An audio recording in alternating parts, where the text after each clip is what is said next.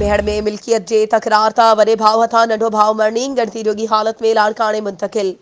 मेहड़ में degree college भरिसां मिल्कियत जे तकरार तां वॾे भाउ जवाबदार मोहम्मद साले बिरोही गोलियूं हणी पंहिंजे नंढे भाउ 45 वरियनि जे ख़ालिद हुसैन पुट ख़ुदाबख्श बिरोही खे मरणी करे छॾियो। ज़ख़्मी शख़्स 1 कलाक ताईं इंडस हाईवे रोड भरिसां तड़पंदो रहियो। बाद में रस्ते तां ईंदड़ माण्हुनि खेसि तालके अस्पताल मेहड़ पहुचायो, जिते ज़ख़्मी जी हालत गणती जोगी हुजण सबबि खेसि लाड़काणे लियो वियो आहे।